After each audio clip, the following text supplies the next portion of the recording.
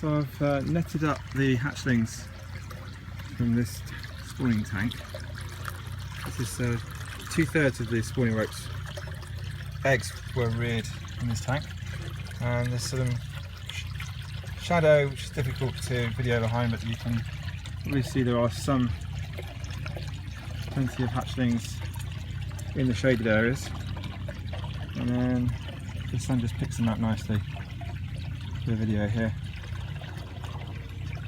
Honestly, it's more than I was expecting, and that is a great thing. I think we've probably got enough to fill one of our fry ponds, which is going to be the top pond, and that's where these hatchlings are going to be going imminently.